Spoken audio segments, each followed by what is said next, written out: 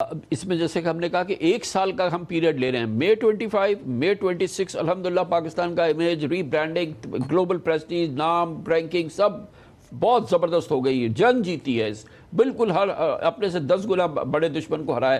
لیکن اس کے باوجود اکانومی میں جو ہے ہمارے جو کرائسس ہے وہ اتنا ہی ہے، بلکہ اس سے زیادہ بھی کمپلیکیٹ ہوتا جا رہا ہے۔ تو کیا پرابلم کیا ہے؟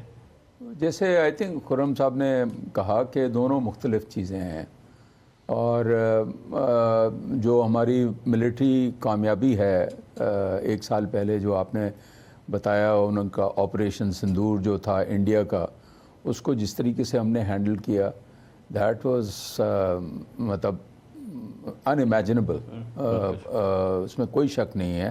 اور پھر اس کے ساتھ ابھی جو ڈپلومیٹک فرنٹ پہ اور کچھ موقع بھی تھا کہ ہم نیبر بھی تھے اور ریلیشن شپ بھی اچھی تھی ہماری، تو ایران اور امریکہ کے درمیان جو ہم برج بنے ہوئے ہیں اور ایک پوری دنیا کے لیے رول پلے کر رہے ہیں، اور انشاءاللہ لگتا ہے کہ یہ سکسیس ہو جائے گی۔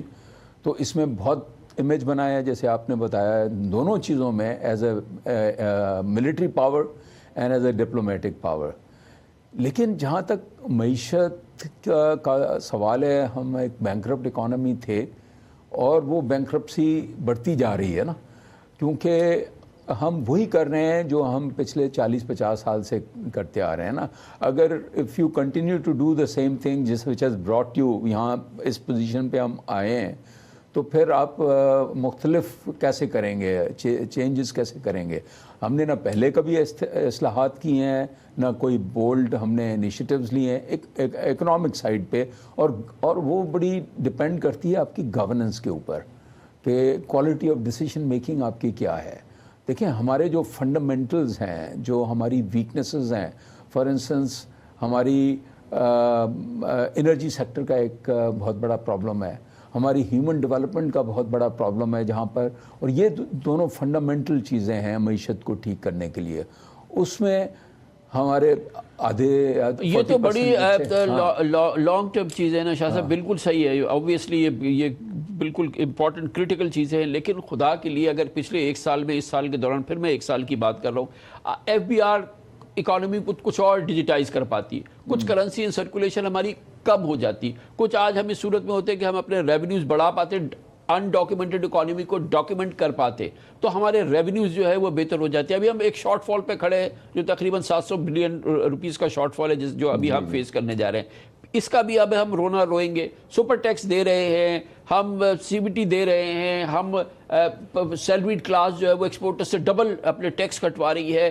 اس پورے سال کے دوران جہاں پر ہم اتنی گلوبل گلوری حاصل کر رہے ہیں، وہاں اکنامک جو ہماری ڈاؤن فال ہے وہ تو سٹیپ ہوتی چلی جا رہی ہے، گرتی چلی جا رہی ہے۔ اس سال کے دوران کی کون سی ایسی چیزیں جس پہ ہم کہیں کہ بڑا بہتر ہوا؟ اس کی وجہ تو سمپل ہے نا کہ ہم اپنی انٹرنل گورننس اور انسٹیٹیوشنز جو ہیں اس کو ٹھیک کرنے کے لیے آپ کو ایک میرٹ بیسڈ کلچر بنانا پڑے گا نا۔ اور کچھ چیزیں جو ہے نا اگر آپ کی لانگ ٹرم ٹھیک ہو جائیں، دیکھیں پہلے آپ کو ایک ویژن اور ایک سٹوری دینی پڑتی ہے جس بیسس پہ، اور پھر اس کو امپلیمنٹ کر کے دکھانا ہوتا ہے، تو پھر انویسٹرز جو ہیں ان کا کانفیڈنس بنتا ہے۔ ابھی تو انویسٹمنٹ کا بھی آپ کو پتہ ہے، آپ نے تو بہت ہی کمپریہنسو بیک گراؤنڈ دیا، بٹ آپ یہ دیکھیں کہ نہ لوکل انویسٹمنٹ ہو رہی ہے، نہ فورن انویسٹمنٹ ہو رہی ہے، ایف ڈی آئی بھی نہیں ہو رہی ہے۔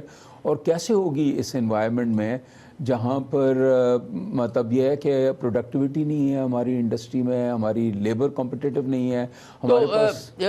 خرم صاحب وہ کیا ہے جو ہم نہیں کر رہے ہیں؟ ہم ابھی بات کر رہے ہیں اکانومی میں ہمیں سٹیمولس نظر نہیں آ رہا، ہمیں ایکٹیویٹی نظر نہیں آ رہی۔ کیوں نہیں نظر آ رہا؟ آپ آئیے فیز 8 جائیے ڈیفنس میں، آپ دیکھیں کہ کیا ایکٹیویٹی ہو رہی ہے۔ 8 کروڑ آفیشیل پرائس ہے، 50 کروڑ روپے میں بک رہا ہے، 55 کروڑ روپے میں بک رہا ہے، 45 کروڑ روپے کا بک رہا ہے، 32 کروڑ روپے ان آفیشیل بلیک، 8 کروڑ آفیشیل۔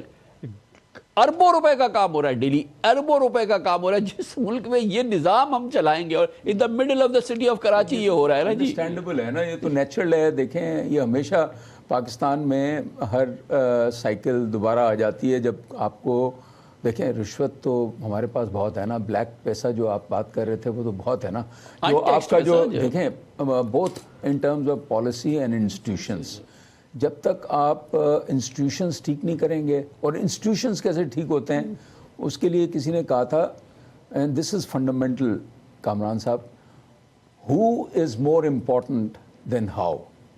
دیکھیں آپ کوئی بھی اپنی بتا دیں کہ اس طرح سے کر دیں، اس طرح سے کر دیں، اس طرح سے کام ٹھیک نہیں ہوتے جب تک کہ آپ صحیح لوگ نہیں لگائیں گے.